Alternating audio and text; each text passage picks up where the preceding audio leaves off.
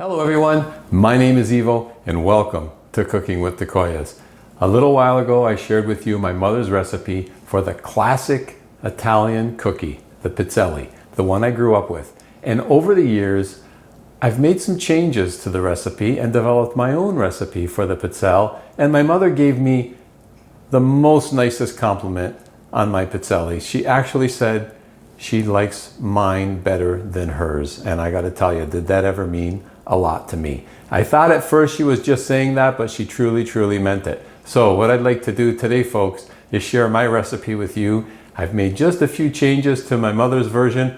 I hope you're gonna like it too. Let's get started. Let's start with our dry ingredients. I have here 160 grams of all-purpose flour, which I've sifted.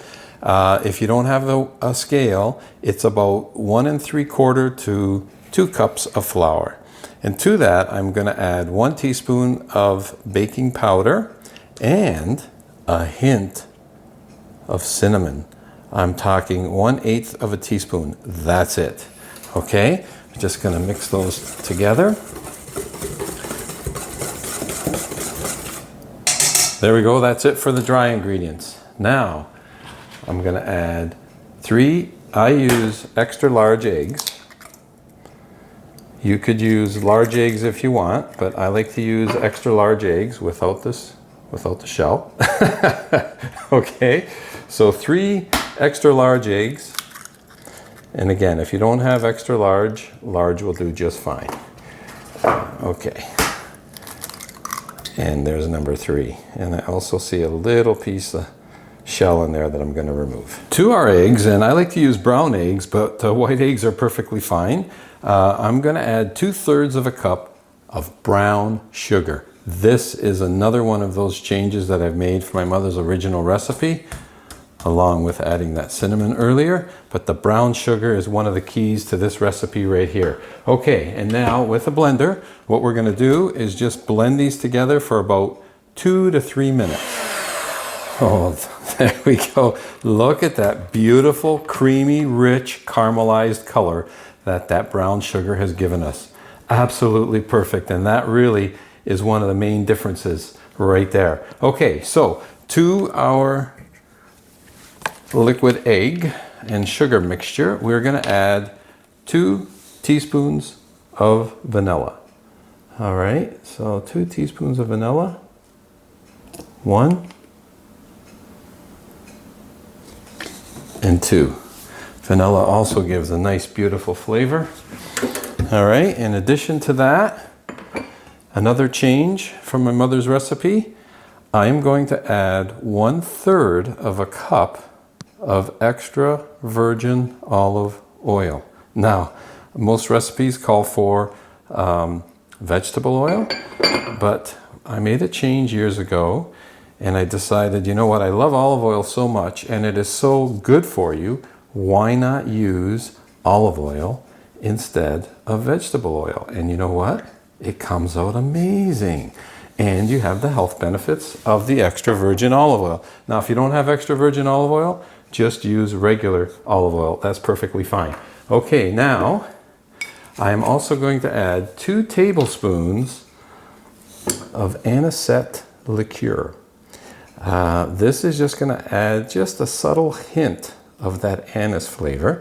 Now, if you're making this for children and you do not want to use the anisette liqueur, instead of using 2 tablespoons of the liqueur, just use 1 tablespoon of anise extract, and you'll still get that beautiful anise flavor. Okay, so that's all in. We're going to now blend these just for about 15 seconds.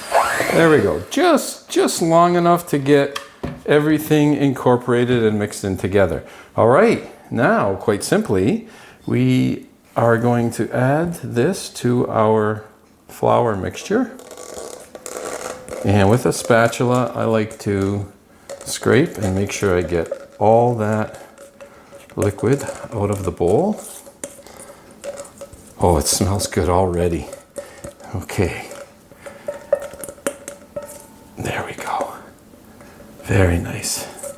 And now, quite simply, just take a moment and with that spatula, start to mix it all together. And what you're going to do here is you're going to slowly work in that flour and start to create a batter. Make sure you scrape the edges and the bottom, because some flour might be sticking there. And again, you want to make sure there's no white. You want to make sure that all that flour is incorporated into your batter. And you can see the batter starting to thicken up really nicely right now. There we go. This is really starting to come together quite nicely. Look at that beautiful, again, caramelized color to this batter.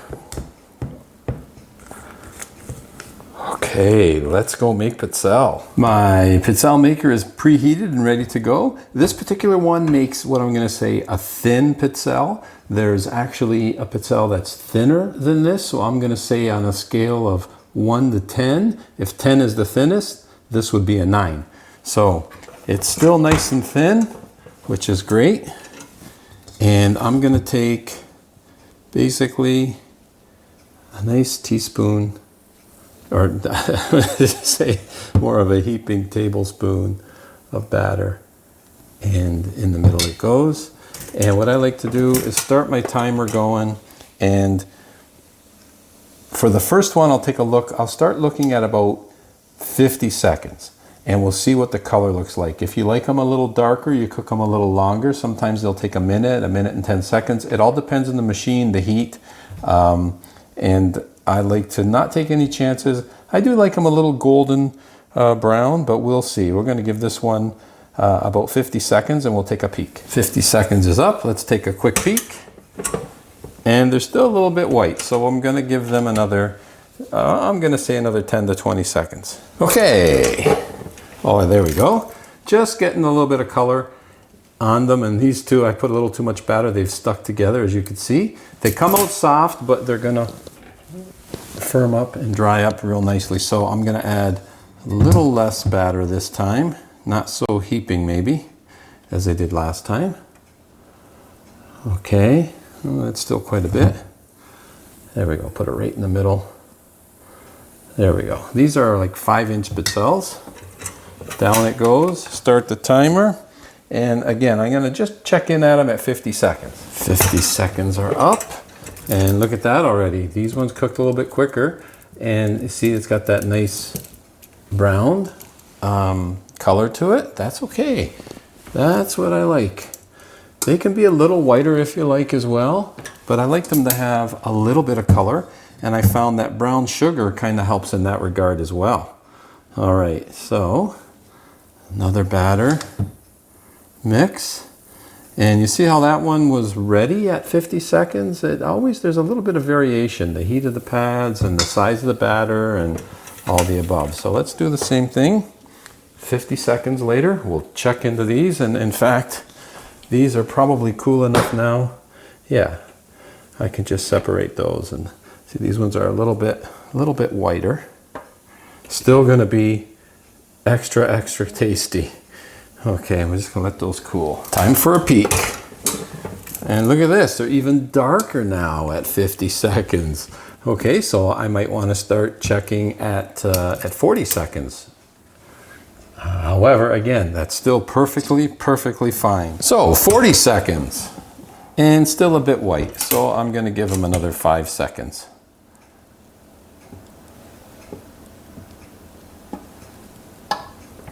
Okay. Good enough, and just starting to get a little bit of color. That's nice. Okay, we're gonna take those out. See how small that one came?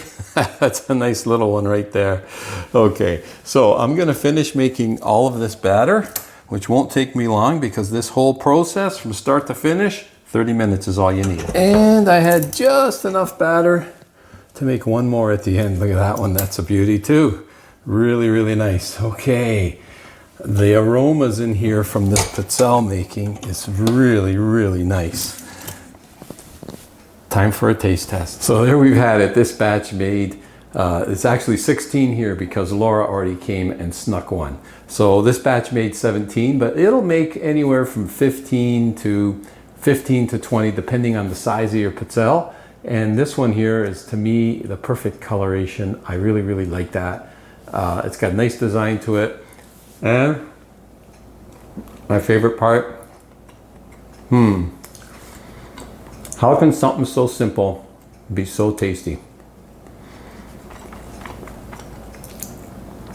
It's not overly sweet, although some people like to sprinkle powdered sugar on them. I like them just the way they are, folks. These are, this is simplicity at its best right here. A classic Italian tradition with my twist. If you haven't seen my mother's recipe, I'll put a link here for you. You can check it out. It's also very, very good. This one, I've made some differences, tastes a little bit different, and I hope you give it a try. Folks, wherever you're tuning in from today, I just want to say thanks for joining me on today's episode of Cooking with the Koyas, and until next time, buon appetito. Time for an espresso.